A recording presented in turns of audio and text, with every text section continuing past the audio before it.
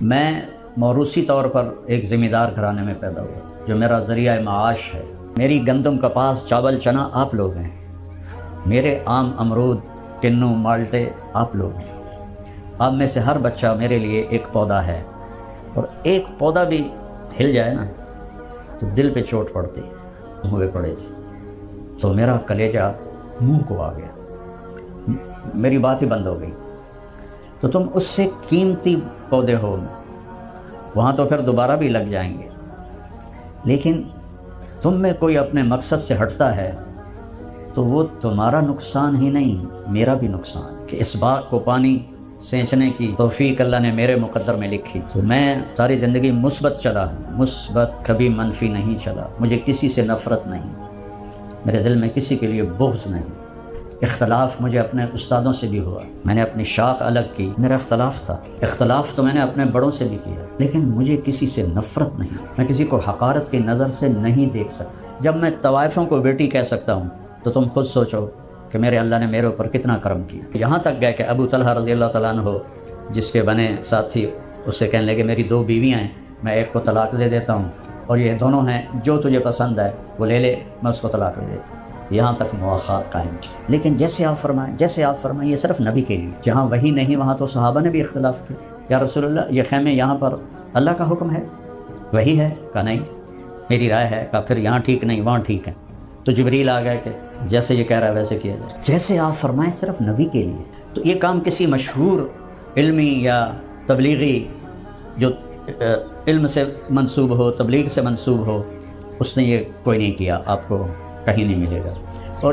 اور بھی دکھ ہیں زمانے میں محبت کے سوا، راحتیں اور بھی ہیں وصل کی راحت کے سوا۔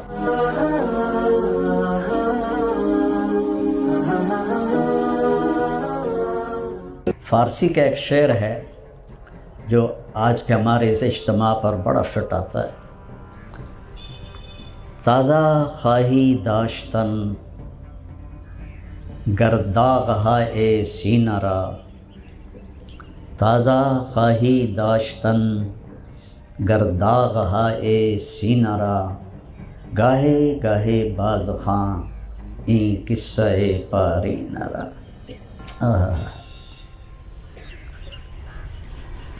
اس کو امرؤ القیس نے کہا ہے، قفا نبک من ذکری حبیب و منزل بسقط اللواء بین میاں چنو و تلمبا۔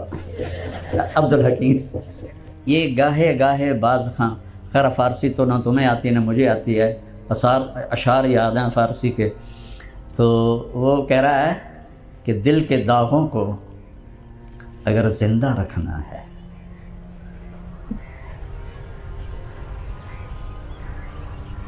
وہ مسرور انور کا شعر ہے، ٹھہر جاؤ آنکھوں میں تھوڑا سا دم ہے، انہیں دیکھ لیں ورنہ حسرت رہے گی۔ تو وہ کہہ رہا ہے اگر سینے کے داغوں کی کسک کو اور تپش کو زندہ رکھنا ہے تو ان مجلسوں کو گاہے گاہے کبھی کبھی دہراتے رہا کرو، تو پھر دل میں کھوئی ہوئی یاد آئی ہے، پھر ہم نے ایک بزم تصور سجائی ہے، وہ دن کے جنہیں لے گئی تھی گردش حیات، جانے کہاں سے پھر انہیں ڈھونڈ لائی ہے۔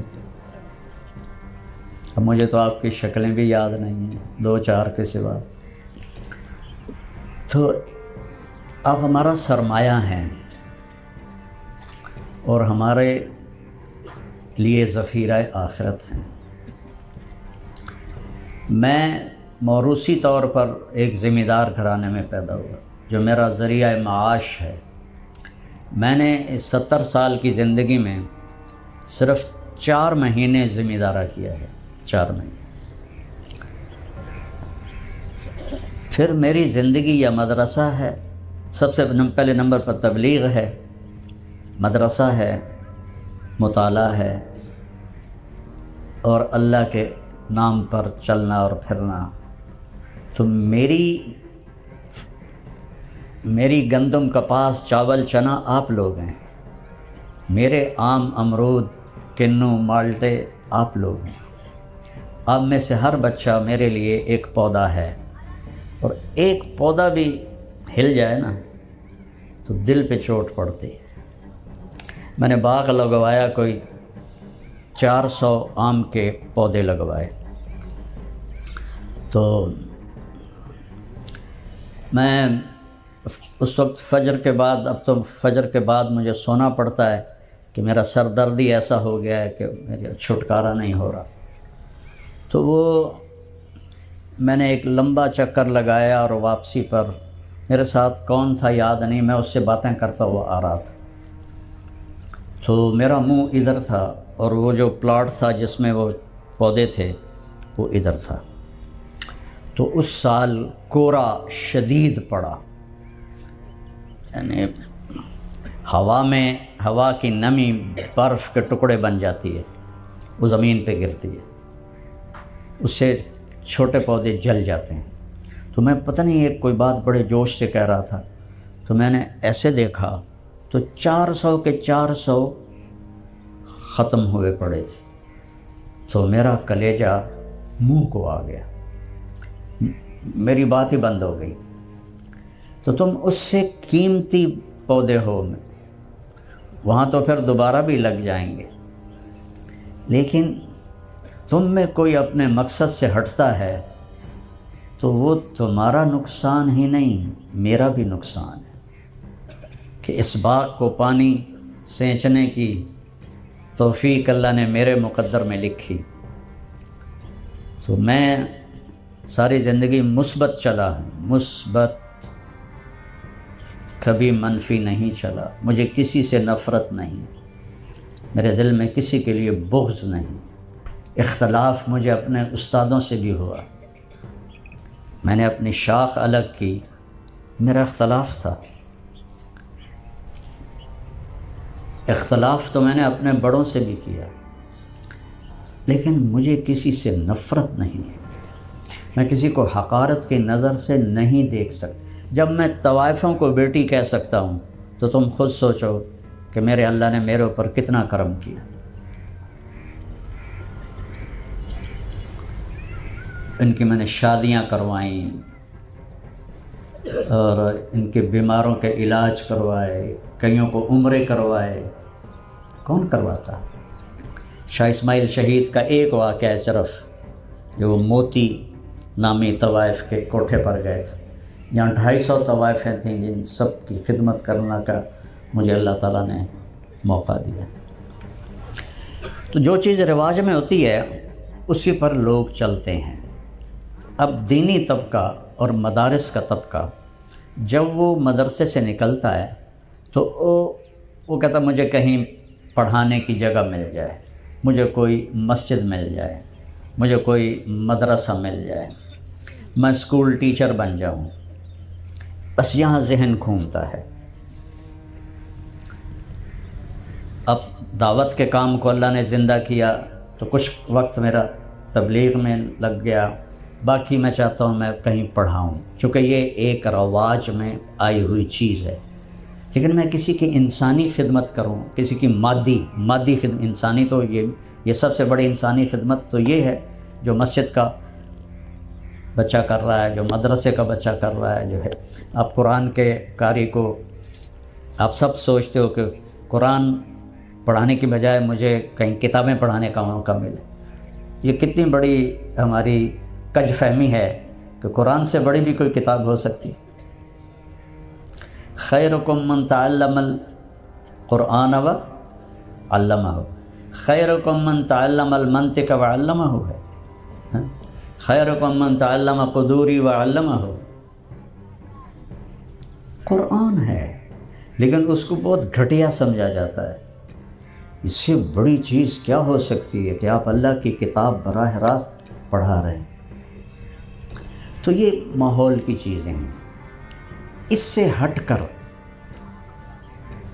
جب تک سیرت پہ نظر نہیں ہوگی ہم نے کیسے زندگی گزارنی ہے پتہ نہیں چلے گا۔ اکابر میں اٹکے رہو گے اور سیرت کو نہیں دیکھو گے تو تمہارے سامنے دین کی پوری تصویر نہیں آئے گی۔ میرے نبی جب مدینہ پہنچے، جب ایک ماحول بنا، سب سے پہلا کام کیا امداد باہمی، جس کو ہم آج انگریزی میں فاؤنڈیشن کہتے ہیں، امداد باہمی، سیکھنے سکھانے، دعوت دینے، دعوت کے وفد بھیجنے سے بھی پہلے آپ نے کیا کیا؟ مواخات۔ ہر مہاجر کو ایک انصاری کا بھائی بنا دیا، ہر مہاجر ایک انصاری کا بھائی بن گیا، اور اس انصاری کو اس کی ضروریات کے پورا کرنے کا ذمہ دار بنا دیا۔ اور وہ یہاں تک گئے کہ ابو طلحہ رضی اللہ تعالیٰ عنہ جس کے بنے ساتھی اس سے کہنے لگے میری 2 بیویاں ہیں، میں ایک کو طلاق دے دیتا ہوں اور یہ دونوں ہیں، جو تجھے پسند ہے وہ لے لے، میں اس کو طلاق دے دیتا ہوں۔ یہاں تک مواخات قائم کی۔ تو انسان کی مادی ضرورتوں من لم یہتم بامور امتی فلیس منی، اور یہاں امور امتی سے مراد اس کی دنیاوی ضرورتیں ہیں۔ تو سب سے پہلے آپ نے مواخات قائم کی، پھر اس کے بعد اصحاب صفہ پہ سب کا دعویٰ ہے۔ خانقاہ والے کہتے ہیں یہ پہلی خانقاہ تھی اصحاب صفہ، مدرسوں والے کہتے ہیں یہ پہلا مدرسہ تھا، تبلیغ والے کہتے ہیں یہ پہلے پوری زندگی کے لیے فارغ تھے دعوت کے لیے۔ تو جب ہر ایک اجتہاد کر رہا ہے تو میں بھی اجتہاد کر رہا ہوں کہ یہ پہلی فاؤنڈیشن ہے جو میرے نبی نے بنائی، اصحاب صفہ۔ اور اصل بات یہ ہے یہ سارے کام کرتے تھے، ذکر بھی کرتے تھے، سیکھنا سکھانا بھی ہوتا تھا اور جہاد بھی ہوتا تھا، لیکن یہ اس کے لیے نہیں تھے۔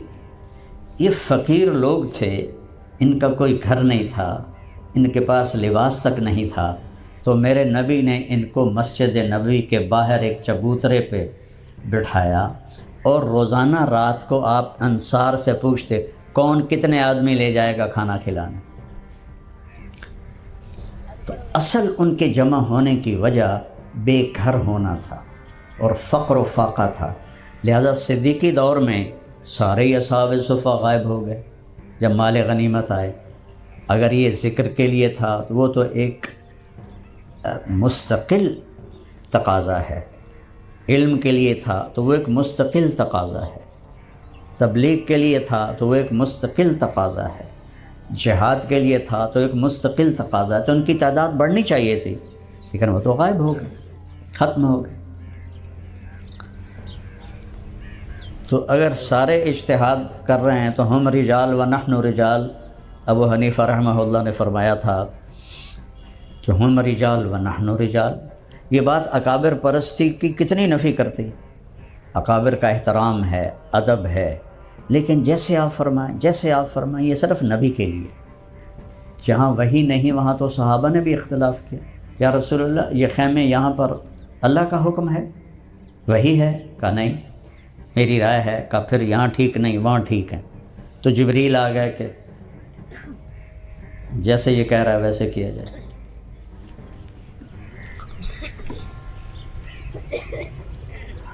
آپ نے 2 رکعت عصر کی نماز پڑھا دی تو سب خاموش، تو ذوالدین کھڑے ہو گئے، اقصرت الصلاۃ ام نسیت یا رسول اللہ؟ تو آپ نے کہا کل ذالک لم یکن، کہنے لگا بعض ذالک قد کان۔ تو آپ نے پوچھا اصدق ذوالدین؟ قالوا نعم یا رسول اللہ صلیت بنا رکعتین، آپ کھڑے ہوئے اور 2 رکعت مزید پڑھائی، جیسے آپ فرمائیں صرف نبی کے لیے۔ تو اپنے اصحاب صفہ کو جمع کرتے، حضرت سعد بن عبادہ 40 آدمیوں کو لے کے جاتے تھے، کوئی 1 کو، کوئی 2 کو، کوئی 10 کو۔ یہ چونکہ بڑھتے گھٹتے تھے، 150 200 تک ان کی تعداد رہی ہے، اور پھر آخر میں گھٹتے گھٹتے گھٹ گئی، تو وہ کبھی سب کو ساتھ لے جاتے تھے۔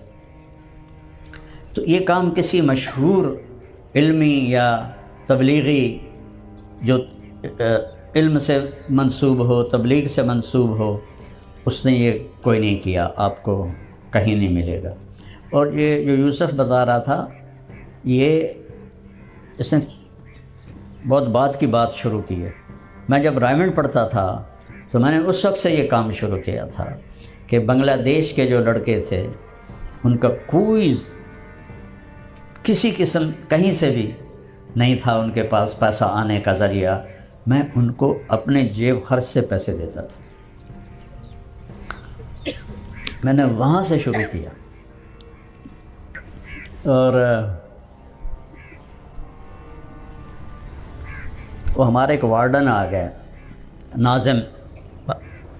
ناظم ہاسٹل، طالب صاحب رحمۃ اللہ علیہ. ابھی پرسوں میں نے ان کو خواب میں دیکھا، تو بڑے سخت، ماشاءاللہ میری بڑی پٹائی ہوئی ہے ان کی، شاید ہی کسی اور کو یہ شرف حاصل ہوا.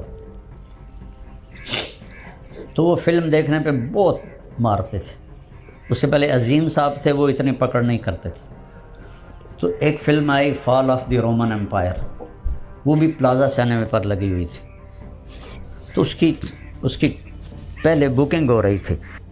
90 کی دہائی میں جو PIA کا ٹکٹ بنتا تھا وہ بڑا خوبصورت ہوتا تھا، 3 پنے ہوتے تھے اور اوپر سے رنگین، اور پنے بھی رنگین. تو انہوں نے وہ رنگین ٹکٹ چھاپا. تو اس کے شوق میں نے جا کے 2 ٹکٹ خرید لیے، ایک اپنا اور ایک گلاب علی رحمۃ اللہ علیہ، میرا بڑا پیارا دوست تھا، فوت ہو گیا. تو اب ہمارے 2 گروپ تھے، سارے ہم زمینداروں کے لڑکے تھے، تو سب میں ہی تکبر. تو وہ ہمارے 2 پارٹیاں تھیں، کبھی ہم ان پہ چڑھ جاتے تھے، کبھی وہ ہم پہ چڑھ جاتے تھے. تو ان کی ہم نے پٹائی کروائی تھی ایک دفعہ. تو اب میں شو بازی میں ٹکٹ دکھانے لگے گا، ٹکٹ دیکھو بھائی، ٹکٹ دیکھو. تو ٹکٹ ہی ایسا تھا، ورنہ ادھر عام سینما میں تو اتنی سی پرچی ہوتی تھی. وہ ان کو پتہ چل گیا، انہوں نے مخبری کر دی. اور میں اور گلاب علی بڑے مزے سے پلازا سینما کی گیلری میں بیٹھے فلم دیکھ رہے تھے. انٹرول ہوا، یہ رومن امپائر کا زوال کیسے آیا، اس پر یہ فلم بنی تھی. اس میں ایک عمر شریف مجھے یاد ہے، ایک صوفیہ لورین اور ایک اسٹیفن بوائڈ.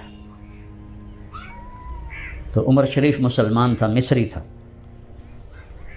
تو کیسے زوال ہے اس پر تھا. تو جب انٹرول ہوا اس وقت یہ پیپسی تو نہیں تھی، کوکا تھا، کوکا کولا 8 آنے کی بوتل آتی تھی. تو ہم نے سوچا ابھی وہ آتا ہے بوتل والا تو اس سے بوتل لیتے ہیں. تو اتنے میں میری نظر پڑی دروازے پر، تو ہمارے جو نائب وارڈن تھے وہ اندر تشریف لا رہے، اشرف صاحب. میں کہا گلاب علی مر گئے. وہ ہے اشرف آ گیا ہی. تو وہ آیا اور بڑے طنزیہ انداز میں مسکرا کر کہیں اچھا پھر فلم دیکھی جا رہی ہے. میں کہا جی جی. وہ واپس چلا گیا. اب میں یہ سمجھا کہ نیچے طالب مرحوم رحمۃ اللہ علیہ، اب تو کہنا چاہیے، وہ آئے ہوئے ہیں اور انہوں نے اس کو اوپر بھیجا ہے تحقیق کے لیے. میں کہا گلاب علی لگتا طالب ہیٹھا ہیں، تو اسی تھائیں اپنا سوٹے مار دیں انہیں، چل اٹھیے نسیے. تو ایک عقبی دروازہ تھا سینما کا، ادھر ہم نے دوڑ لگائی. اب آگے گئے، ادھر راستہ تو ڈر لگا کہ طالب صاحب کھڑے ہوں گے. جدھر بھاگنا تھا آگے دیوار تھی، تو دیوار بھی خاصی اونچی تھی، جیسے یہ نیلا رنگ نظر آ رہا ہے، اتنی اونچی دیوار تھی. تو ہم بھاگے تو آگے دیوار. تو خیر اس وقت بچپن جوانی میں نے جمپ لگایا اور دیوار پہ ہاتھ ٹک گئے، تو میں نے اپنے آپ کو اٹھا کے دیوار پہ، پھر گلاب علی نے بھی ایسے کیا. ہم دونوں نے گھر میں جمپ، آگے گھر تھا پرائیویٹ، اس میں جمپ کیا تو ان کا کتا بھو بھو کرتا ہمارے پیچھے لگ گیا. اب ہم آگے آگے کتا پیچھے پیچھے، ہم آگے آگے کتا پیچھے پیچھے. وہ اللہ نے کرم کیا کہ ان کے گیٹ کا چھوٹا دروازہ کھلا ہوا تھا، تو ہم نے چھلانگیں لگائیں اور پار نکلے. اور گلاب علی جو تھا وہ تو دوڑ گیا پیپل ہاؤس، اس کا چچا MPA تھا، وہ تو 3 دن آیا ہی نہیں. اب میرا تو کوئی چچا MPA نہیں تھا، تو میرا کزن تھا گورنمنٹ کالج میں، لیاقت حیات. میں اس کے پاس چلا گیا، میں کہا بھائی میری جان بچا، طالب میں نہیں چھڑنا. تو وہ شام تک تو میں رہا، تو اس سے آگے تو پھر اور جرم پہ جرم ہو جاتا. تو پھر انہوں نے اپنے نوکر کو بھیجا جو ہاسٹل سے نوکر ملتے تھے. تو اس نے آ کر کہا جی لیاقت صاحب کہہ رہے سن کہ بھائی طارق جمیل صاحب میرے کو سن. ہاں منو پتہ ہے، تو جا. اس کو جب کسی کو اتنا بڑا تھا وہ ایک سیف، اس میں اتنا موٹا تالا تھا، اس کی چابی ان کے پاس ہوتی تھی، جس کی پٹائی کرنی ہوتی تھی نا چابی اس کو پکڑاتے تھے، اے ذرا تالا کھولے آجے، مجھے چابی پکڑائی، اے تالا کھولے آجے، میں نے کہا یا اللہ یہ تو میرے بھی تالے کھول دے گا، اور میں نے تالا کھولا، اے ذرا کڑے آجے، بیت کڑے آجے، اتنا بڑا اس کا بیت تھا، انہوں نے کہا آجا پترا ہوں، اور وہ یہاں ہاتھ رکھتا تھا اور اتنا جھک کے مارتا تھا تو وہ بیت اندر گھس جاتا تھا، یہاں پتہ نہیں اس میں نے کتنے مارے۔ تو گلاب علی آیا چوتھے دن، اتنے جو بھول آ گیا، ٹکٹ بھی تیرا میں بھریا تو آپ تو بچ گئے ہیں، تو مینو سوٹے پائے گئے۔ تو یہ کام تو میں نے وہاں سے شروع کیا تھا۔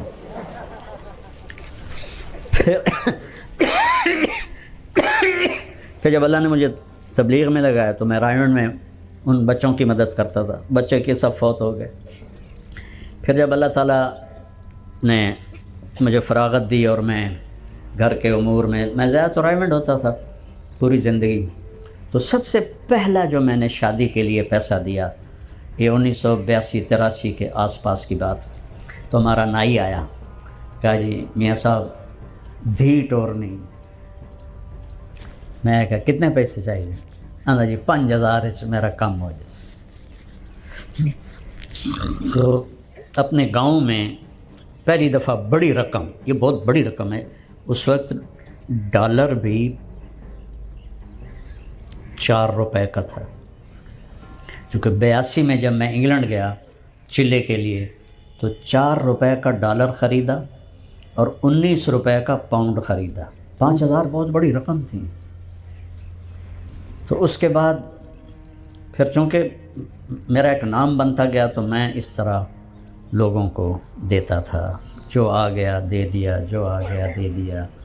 پھر کام بڑھ گیا، میں نے قاری عبدالعزیز صاحب کو اپنا اسسٹنٹ بنا لیا۔ میرے آنے سے پہلے وہ 2-3 لاکھ روپیہ لے کے رکھ لیتے تھے کہیں سے ادھار، اور پھر وہ میرا 10 دن میں تقسیم ہو جاتا تھا، پھر میں بعد میں چیک بنا کے ان کو دے دیتا تھا۔ تو یہی بڑھتے بڑھتے بڑھتے بڑھتے، وہ تو اگلی بات تو آپ نے سن ہی لی، تو پھر اللہ تعالیٰ نے یہ شکل بنا دی۔ یہ بھی میرے نبی کا کام ہے۔ اور بھی دکھ ہیں زمانے میں محبت کے سوا، راحتیں اور بھی ہیں وصل کی راحت کے سوا۔ یہ بھی میرے نبی کا ہی کام ہے۔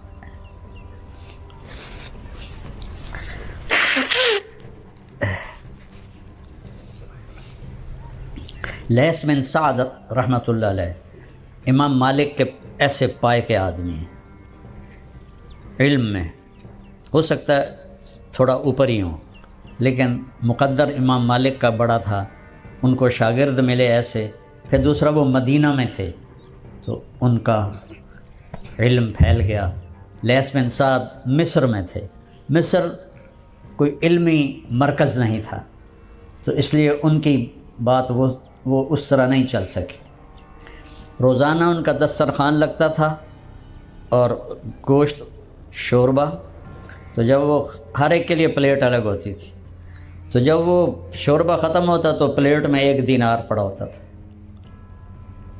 ہر پلیٹ میں 1 دینار پڑا ہوتا تھا۔